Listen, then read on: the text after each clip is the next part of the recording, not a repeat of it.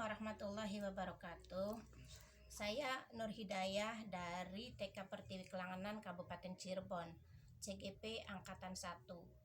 Dalam praktek coaching kali ini saya akan membawakan kasus tentang seorang guru yang mendapat teguran dari kepala sekolah. Dalam hal ini kasusnya adalah guru yang sering datang terlambat sehingga dapat teguran dari kepala sekolah. Dalam penyelesaian masalah ini, saya akan menggunakan model TIRTA, di mana TIRTA adalah T tujuan, I identifikasi masalah, R rencana aksi, T tanggung jawab. Dalam hal ini, tujuannya adalah memecahkan masalah Ibu Eni agar bisa memperbaiki kesalahannya karena ditegur kepala sekolah. Baiklah, proses coachingnya sebagai berikut. Assalamualaikum Bu Eni. Waalaikumsalam Bu Nunung. Saya lihat Ibu Eni akhir-akhir ini sering murung gitu. Apakah ada masalah yang dipendam? Ya, iya Bu, sebenarnya saya ada masalah. Kemarin-kemarin saya dipanggil oleh kepala sekolah karena saya sering terlambat datang ke sekolah. Selain itu ada lagi tidak? Ya banyak sih kalau mau diungkapkan sih. Cuma kalau yang berkaitan ya mungkin saya cari solusi lah supaya nanti gimana bisa memperbaiki kesalahan saya itu. Kalau boleh saya tahu, kenapa bisanya Ibu Eni datang terlambat? Ya sebenarnya begini Bu, saya kan masih punya bayi. Terus kedua, tahu sendiri kan rumah saya dengan sekolah tuh yang paling jauh lah di antara kita semua. Terus saya kalau pagi-pagi tidak ada yang membantu di rumah, jadi otomatis saya berangkat selalu telat begitu Bu. Kalau begitu memang sebenarnya saya juga mengerti tentang kesulitan yang dialami Bu Eni.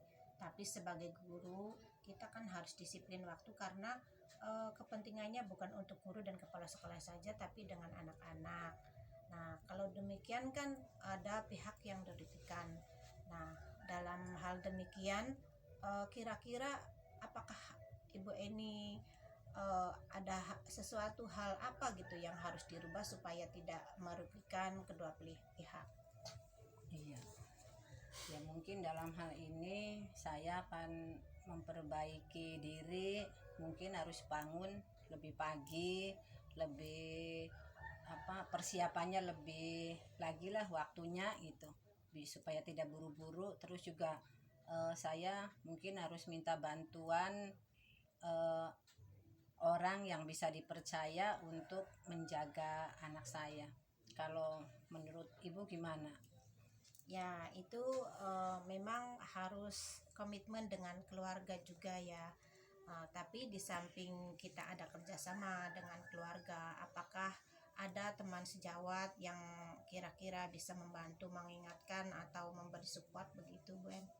Ya alhamdulillah sih, seperti Ibu dan teman-teman lain juga emang kita setiap hari ngobrol tuh selalu ada gitu masukan karena saya juga sering bertanya gimana supaya saya nggak terlambat terus, supaya saya nggak begini terus. Cuma kan selama ini tuh maksudnya nggak ada action yang serius gitu, jadi tetap aja Bu saya masih sering telat gitu. Kalau begitu kira-kira baiknya langkah-langkahnya itu kita konsep ya, supaya kita bisa memanage waktu lebih terarah lagi. Jadi saya ingin tahu apakah kira-kira langkah awalnya dari mana dulu, terus kemudian apa, hingga semuanya bisa disepakati dan bisa disampaikan kepada kepala sekolah. Iya Bu, ya insya Allah lah. Saya pokoknya dari malam sudah menyiapkan kebutuhan buat besok pagi ya. Kan saya harus menyiapkan sarapan buat anak-anak, buat suami juga. Terus untuk yang terutama Dede, saya ada yang menjaga. Mungkin nanti saya akan minta tolong kepada anak saya yang paling besar gitu, bisa menjaga adiknya atau orang lain yang bisa dipercaya lah. Insya Allah secepatnya saya akan usahakan begitu, Bu. Saya juga udah nggak enak lah kalau setiap hari harus sering telat gitu berangkatnya. Saya juga sebagai guru ada tanggung jawab gitu kepada murid, kepada sekolah, sama teman-teman juga. Nah, itu sudah bagus ya kalau sudah punya komitmen seperti itu. Saya sarankan setelah Ibu Eni membuat komitmen seperti tadi, sebaiknya Ibu Eni kapan ada waktu dengan kepala sekolah membicarakan perbaikan tentang teguran yang kemarin gitu, supaya pembelajaran dapat sama-sama saling memperbaiki. Nah, baik, sebagai tanggung jawab ini sebagai guru, di samping kedisiplinan waktu, komitmen dari rumah, kira-kira apa hubungannya tanggung jawab Bu Eni di rumah dengan di sekolah? Ya jelas lah Bu, ada. Karena sebagai saya juga kan seorang guru, seorang ibu, seorang istri gitu ya, otomatis harus tiga-tiganya tuh harus berjalan seimbang gitu Bu. Jadi ya makanya seperti yang saya ungkapkan tadi, dari malam saya sudah menyiapkan buat sarapan buat besok, buat suami dan anak-anak. Terus juga untuk untuk makanan si Dede yang masih bayi. Terus juga saya harus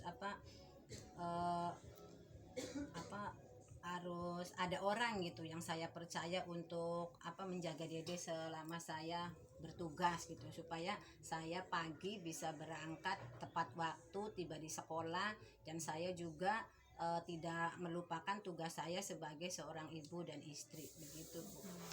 Baiklah, kalau demikian saya yakin Ibu Eni bisa melakukannya dan bisa dipertanggungjawabkan komitmen disiplinnya. Tapi kalau boleh saya sarankan sebagai teman, jika nanti Ibu Eni mempunyai kesibukan, kerepotan atau kepentingan keluarga lainnya, sebaiknya Bu Eni memberitahukan kepada teman yang lainnya sebelum hari pelaksanaan pembelajaran. Contohnya, Ibu Eni memberi kabar kepada teman-teman di WA group atau Japri kalau misalnya datang terlambat, kalau misalnya ada keperluan, karena memang tidak menutup kemungkinan kalau sebagai ibu rumah tangga itu kepentingannya tidak satu. Contohnya tiba-tiba ada orang meninggal, kita harus izin layat, atau misalnya tiba-tiba anak sakit, ada kerepotan lainnya. Nah, di sini memang saya sebagai teman harus saling merasakan bagaimana rasanya jika saya jadi Ibu Eni, kerepotannya seperti itu. Tapi setiap masalah harus ada solusinya, tidak boleh terus-menerus terlena dengan kebiasaan yang buruk seperti keterlambatan tadi. Jadi kita harus punya komitmen, misalnya ya seperti yang tadi Ibu Eni sudah ingin memulai bertanggung jawab dengan komitmen waktunya, seperti tadi harus menyiapkan kebutuhan rumah tangga lebih awal, bangun lebih pagi begitu. Harus ada orang yang membantu di rumah, juga ada kolaborasi dengan teman sejawat gitu. Juga di samping itu ya setidaknya kita harus meyakinkan kepala sekolah juga kalau kita bisa berubah lebih baik lagi ya. Terima kasih sekali Bu Nunung atas sarannya. Saya merasa termotivasi gitu untuk segera berubah yang lebih baik. Ya, tidak menutup kemungkinan juga saya juga sebagai teman sejawat, saya juga perlu diingatkan apabila ada yang salah gitu. Nah, mudah-mudahan dengan saling berbagi ini semua masalah bisa diatasi. Jadi nanti kedepannya apapun masalahnya, Ibu Eni jangan segan-segan mengungkapkannya pada teman sejawat, karena bagaimanapun permasalahan yang dipendam sendiri itu tidak ada hasil keluarnya, karena tidak terungkap dan tidak bisa diketahui oleh teman-teman. Kalau sudah terungkap, insya Allah teman-teman bisa bantu. Kepala sekolah juga mudah-mudahan bisa memaklumi, ya. Mudah-mudahan permasalahan ini sudah bisa menenangkan hati Bu Eni, membuka pikiran Bu Eni untuk lebih baik lagi. Dan saya pribadi, kita saling mengingatkan dan sama-sama bisa memajukan sekolah kita. Apakah semua saran yang saya sampaikan kira-kira bisa diterima oleh Bu Eni? Iya, baik ya, terima kasih, bagus sekali Bu. Alhamdulillah, terima kasih atas masukannya ya Bu ya. Demikian tadi praktek coaching yang saya sampaikan tentang kasus seorang guru yang mendapat teguran dari kepala sekolah karena sering datang terlambat. Dari penyelesaian kasus ini saya sudah menyampaikan sesuai dengan langkah-langkah Bodol Tirta. Terima kasih. Saya akhiri. Billahi taufiq wal hidayah. Wassalamualaikum warahmatullahi wabarakatuh. Berikut saya ingin minta penilaian dari pengamat. Ya, baiklah, saya akan mengomentari praktek coaching yang dibawakan oleh Ibu Nur Hidayah, yang mengangkat kasus tentang guru yang sering datang terlambat dan mendapat teguran dari kepala sekolah. Tujuan coaching yang disampaikan Ibu Nur Hidayah sudah jelas dan sesuai kasus. Terus identifikasi masalah, pertanyaan identifikasi sudah tertuang dalam memancing pertanyaan terhadap coach. Rencana aksi dalam membuat pertanyaan aksi sudah cukup jelas, seperti contoh, kapan Ibu Eni akan memulai menerapkan disiplin waktu. Tanggung jawab dalam memancing pertanyaan tanggung jawab terhadap coach sudah bagus. Contoh, waktu menerapkan disiplin waktu, apa yang seharusnya guru lakukan. Ya, demikian penilaian pengamatan dari saya. Terima kasih.